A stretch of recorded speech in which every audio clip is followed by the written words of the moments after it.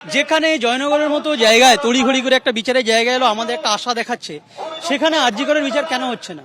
Common প্রশ্ন মানুষের। এই জন্য হচ্ছে না এখানে প্রভাবশালীরা জড়িত আছে, এই জন্য হচ্ছে না এখানে অন্যায় ক্রাইম সিনটাকে ধামাচাপা দেওয়ার চেষ্টা হয়েছে, এই জন্য হচ্ছে না এখানে থ্রেড কালচারে যারা অভিযুক্ত ছিল, যাদেরকে আপনার ফিঙ্গারপ্রিন্ট বলে আইপিএস অফিসে চালিয়ে দেওয়ার চেষ্টা করেছিল, তারা আজকের মেডিকেল কাউন্সিলের মাথায় বসছে।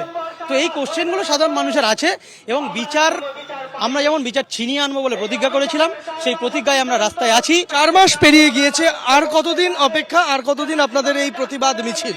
সেটা তো আমরা জানি না, তবে যতদিন না বিচার পাবো, ন্যায় বিচার পাবো, ততদিন আমরা রাস্তায় থাকবো, আন্দোলন করব, রাজপথে থাকবো। আজ আরজিকর কাণ্ডের 4 মাস পূর্ণ হলো। আরজিকর মেডিকেল থেকে শ্যামবাজার পর্যন্ত মিছিল করলো West Bengal junior doctors front. আর অন্যদিকে আরজিকর কাণ্ডে 13ই ডিসেম্বর পর্যন্ত জেল হেফাজত হলো সন্দীপ ঘোষ এবং অভিজিৎ মণ্ডলের। খুন এবং ধর্ষণের ঘটনার পেছনে সঞ্জয়কে সামনে রেখে দুজনের ষড়যন্ত্রের অভিযোগ সামনে এসেছে। প্রমাণ নষ্টের চেষ্টা হয়েছে, প্ররোচনা বা ধামাচাপা দেওয়ার চেষ্টা হয়েছিল কিনা তা খতিয়ে দেখা হচ্ছে বলে আদালতে সওয়াল করেছে সিবিআই। 4 মাস পেরিয়ে গিয়েছে, আর কতদিন অপেক্ষা, আর কতদিন আপনাদের এই প্রতিবাদ মিছিল? সেটা তো আমরা জানি না, তবে যতদিন না বিচার পাবো, ন্যায় বিচার পাবো, ততদিন আমরা রাস্তায় থাকবো, আন্দোলন করব, রাজপথে থাকবো। যেখানে জয়নগরের মতো জায়গায় তড়িঘড়ি করে একটা বিচারের জায়গা এলো, আমাদের একটা আশা দেখাচ্ছে, সেখানে আরজি করের বিচার কেন হচ্ছে না? কমন প্রশ্ন মানুষের। এই জন্য হচ্ছে না এখানে প্রভাবশালীরা জড়িত আছে, এই জন্য হচ্ছে না এখানে অন্যায় ক্রাইম সিনটাকে ধামাচাপা দেওয়ার চেষ্টা হয়েছে, এই জন্য হচ্ছে না এখানে থ্রেড কালচারে যারা অভিযুক্ত ছিল, যাদেরকে আপনার ফিঙ্গারপ্রিন্ট বলে আইপিএস অফিসে চালিয়ে দেওয়ার চেষ্টা করেছিল, তারা আজকের মেডিকেল কাউন্সিলের মাথায় বসছে। তো এই কোশ্চেনগুলো সাধারণ মানুষের আছে এবং বিচার, আমরা যেমন বিচার ছিনিয়ে আনবো বলে প্রতিজ্ঞা করেছিলাম, সেই প্রতিজ্ঞায় আমরা রাস্তায় আছি। ভোটে অশান্তির বাংলায় এবার সমবায় ভোটেও কেন্দ্রীয় বাহিনী দিয়ে রবিবার কাঁথিতে সমবায় ব্যাংকের ভোট গ্রহণ। সমবায় ব্যাংকের ভোট নিয়ে বেনজির নির্দেশ এবার সর্বোচ্চ আদালতের। কাঁথিতে সমবায় ভোট, প্রতি বুথে সিসি ক্যামেরার নজরদারি। কাঁথির সমবায় ব্যাংকে 108টি প্রতিনিধি পদের রবিবার ভোট রয়েছে। দুই প্রতিনিধি আমার সঙ্গে এই মুহূর্তে সরাসরি রয়েছেন, একদিকে সৌভিক মজুমদার, অন্যদিকে নিউজ রুম থেকে সরাসরি রয়েছেন অতনু হালদার। অতনু, আমি তোমার কাছে আসছি, তার আগে সুপ্রিম কোর্টের এই যে বেনজির নির্দেশ, ঠিক কি নির্দেশ দেওয়া হলো সর্বোচ্চ আদালতের তরফে? সৌভিক। দেখো, সুপ্রিম কোর্টের তরফ থেকে এই নির্দেশে বলা হয়েছে যে কাঁথি সমবায় ব্যাংকের যে নির্বাচন আগামী রবিবার হবে, সেই নির্বাচনে 241টি ভোটগ্রহণ কেন্দ্রের মধ্যে 5টি ভোটগ্রহণ কেন্দ্রে কেন্দ্রীয় বাহিনী মোতায়েন করতে হবে, অর্থাৎ একেবারে বেনজির নির্দেশ। এখন তুমি জানো যে 241টি ভোটের মধ্যে এই 5টি কেন্দ্রে কেন কেন্দ্রীয় বাহিনী মোতায়েন করতে হবে? তার কারণ সুপ্রিম কোর্টে যখন এই মামলা দায়ের হয়, সেই সময় স্পষ্টত বলা হয়েছিল যে 241টি কেন্দ্রের মধ্যে এই 5টি কেন্দ্র হঠাৎ করেই বদল করা হয়েছে এবং যুক্তি হিসেবে দেখানো হয়েছিল যে সেখানে সর্বভারতীয় একটি পরীক্ষা রয়েছে এবং সেই কারণে আগে থেকে যে নির্ধারিত যে বুথগুলো ছিল, সেই ভোটগ্রহণ কেন্দ্রগুলো এই মুহূর্তে পাওয়া সম্ভব হচ্ছে না।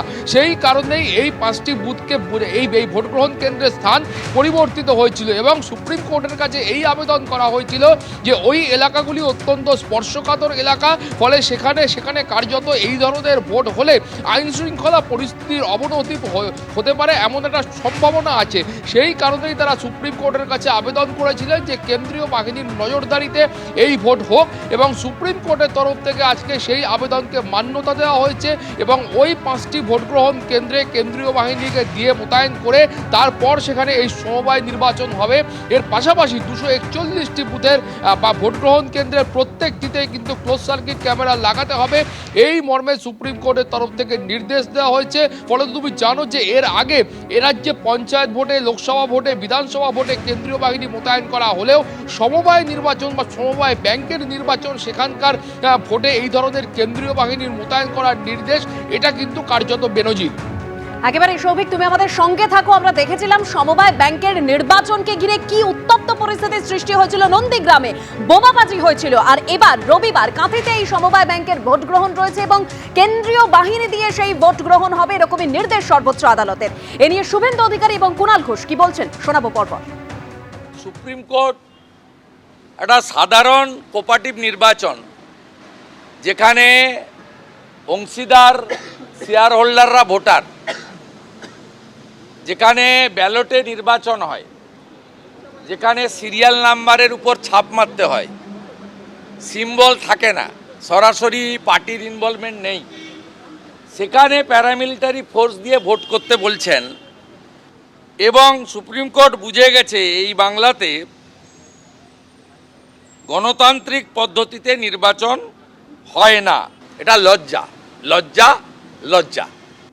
না, এগুলো তো নিশ্চয়ই প্রশাসনিক ব্যাপার, তারা বলবেন।